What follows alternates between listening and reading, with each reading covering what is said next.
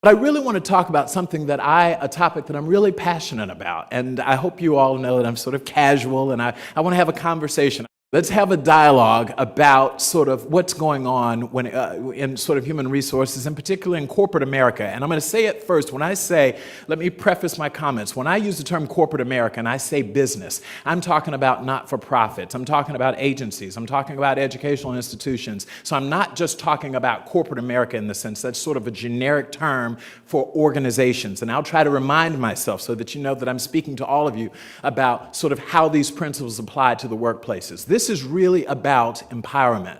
I was reminded about 1994 or 5, I don't remember, some years ago, when I first made this transition from the law to HR.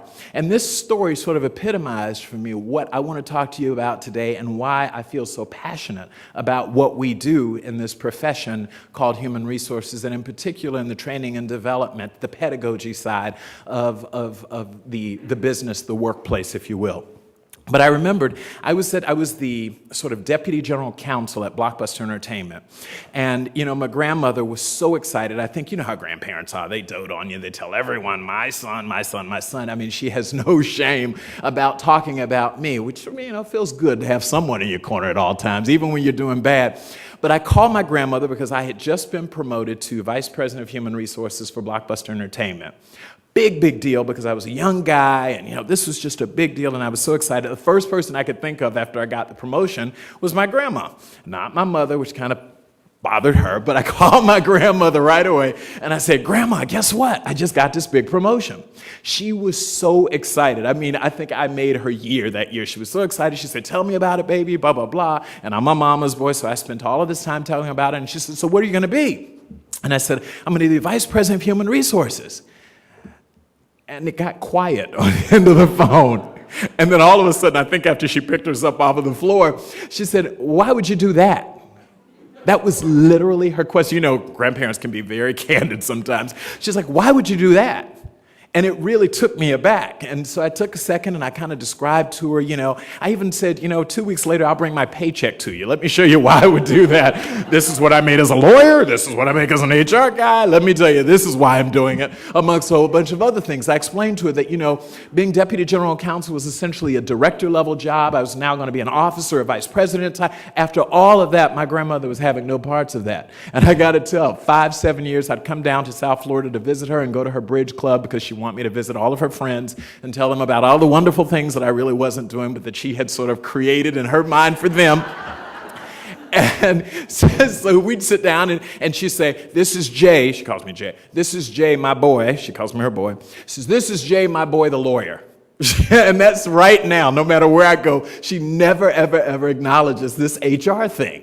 And I think I'm spending time mornings like this talking to you all because I deep down want to change my grandmother's perspective on life. I think I really want her to appreciate how HR really can and should be driving business. And, you know, so I joke about the story, but it's pretty real. It sort of brings you back home and makes you realize how significant a chore we have as a profession, but how important what we do is every day.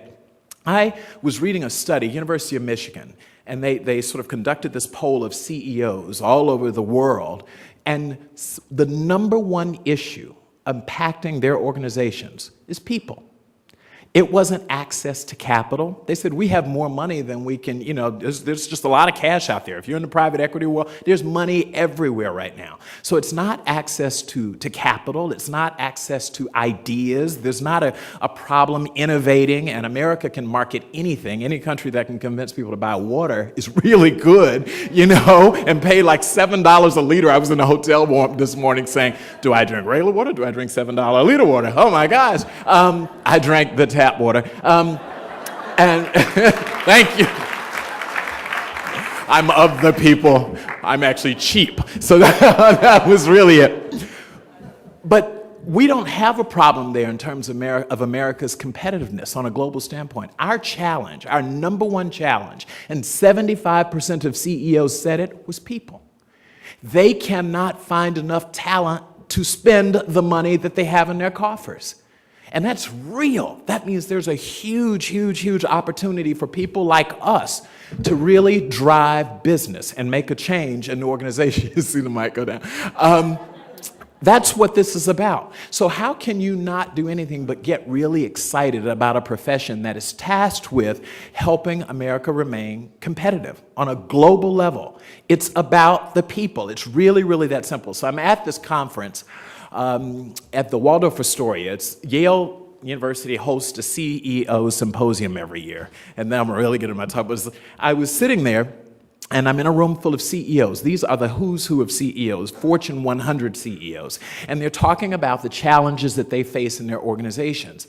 And I was really, really pleased because about 60, 70% of the conversation was about people. They sort of let me know that this University of Michigan study wasn't just some academic exercise. Most of the conversation was about people, how to find talent, how to keep talent, how to retain talent, how to motivate talent. And I was just really, I'm sitting there, I'm the lawyer they think. They don't know that I'm the chair of the Society for Human Resource Management. So I'm sitting there in the room and I'm just listening and I'm just taking this all in. It's heaven. Then all of a sudden they start attacking HR. You know that article, Why We Hate HR? They told me.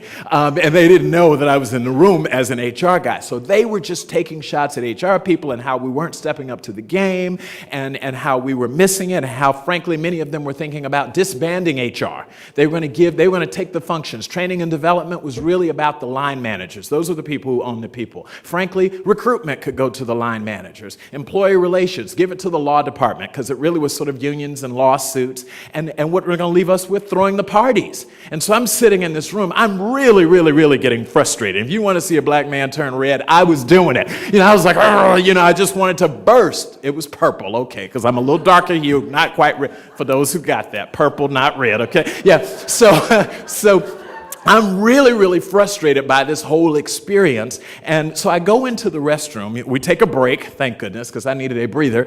Go into the bathroom, and you guys, you can appreciate this more than anything. So I'm standing there. This one particular CEO just attacked HR throughout the entire thing. And I mean, I'm struggling with him. So we're standing next to the urinal, as guys do. And I'm so tempted to do. I just want to get back at him. And instead I said, no, that would be a bad idea. Resist the temptation, Johnny. But it would have been an accident, I promise you.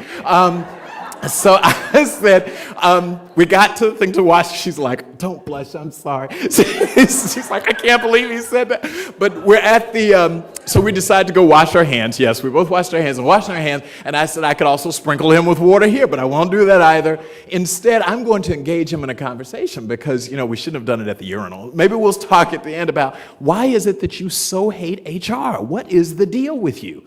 And he really shared something that's going to set the tone for my comments today. He said, HR people have the biggest opportunity right now that they are, quote, and it was quite a play, a pun on the words, he said, that they're pissing away. I was like, you don't know how close you were to know it. But that was profound to me in a lot of ways because this is someone who was angry not because we existed, but because we weren't stepping up. They were really struggling with this. And so I really engaged this guy. I was like, glad I didn't do what I wanted to do, and really to understand what was going on there. I went back into the room and I then disclosed myself. I outed myself and said I was a human resources guy, which made them all feel really, really badly. And then I said, let's engage in a dialogue. Let's really talk about what it is you want us to do. Let me tell you what it came down to. They said, it's all about the people. And if HR people would really understand that, really understand it, believe it. Sometimes we say things that we don't necessarily ourselves really believe down in our gut. But if they would really believe that and understand that and put together strategies and implementation plans to actually make this happen, make us appreciate that it's all about people, then you won't have to convince us that HR is important because we get it. We understand that people are critical. We're just not convinced that HR people are the people or the department or the function that can help us deal with this very critical business issue. He said, very simply,